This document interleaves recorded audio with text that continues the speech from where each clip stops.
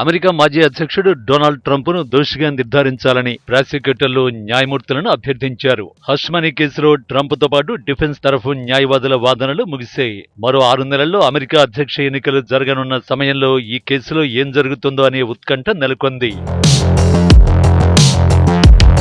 Porn star స్టోర్మీ Daniels కి $1,30,000 చెల్లించడానికి Trump తన వ్యాపార రికార్డుల్ని తప్పుగా చూపించారనే ఆరోపణలు ఎదుర్కొంటున్నారు. 2016 అధ్యక్ష ఎన్నికల సమయంలో స్మోర్టీ డేనియల్స్ తో ఒప్పందం మేరకు ఆమెకు $1,30,000 ట్రంప్ లాయర్ మైఖేల్ కోహెన్ చెల్లించారు.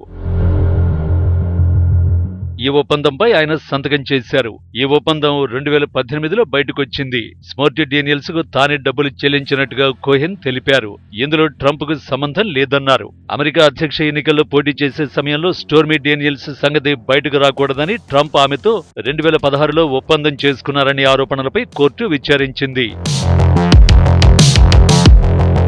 2007 జూలైలో ఓ హోటల్ గదిలో ట్రంప్ తనతో ఏకాంతంగా గడిపినట్టు పోర్న్ స్టార్ గతంలో ఆరోపణలు చేశారు. అంతేకాదు ఈ నెలలో కోర్టులో కూడా వాంగ్మూలం ఇచ్చారు. 2016 అధ్యక్ష ఎన్నికల సమయంలో ఈ విషయం బయటకు రాకుండా ఉండేందుకు తనతో ట్రంప్ ఒప్పందం చేసుకున్నారని పోర్న్ స్టార్ చెప్పారు. ఇందుకోసం స్టోర్మీకి $1,30,000 చెల్లించారని, ఆ లెక్కలు బయటకు రాకుండా ట్రంప్ తన వ్యాపార రికార్డుల్ని తప్పుగా చూపించారని అభియోగాలు నమోదయ్యాయి.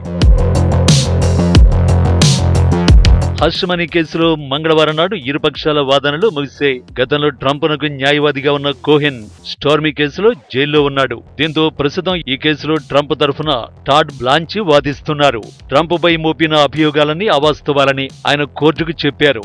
మరోవైపు ట్రంప్ తరఫు న్యాయవాది వాదనలను ప్రాసిక్యూటర్ జోషువా స్టెంగ్లాస్ తోసిపుచ్చారు. ట్రంప్ను దోషిగా ప్రకటించాలని కోర్టును కోరారు. ఇదిలా ఉంటే విచారణ బోరింగ్ గా ఉందని సోషల్ మీడియా వేదికగా ట్రంప్ ప్రకటించారు. ఈ కేసులో ట్రంప్ దోషిగా తేలితే 4 ఏళ్ల జైలు శిక్ష పడుతుంది. దోషిగా తేలినా కూడా అధ్యక్ష ఎన్నికల్లో ట్రంప్ పోటీ చేయడానికి ఇబ్బందులుండవు. కానీ ఎన్నికలకు 6 నెలల ముందు ఈ కేసు ట్రంప్కు తలనొప్పిని తెచ్చిపెట్టింది.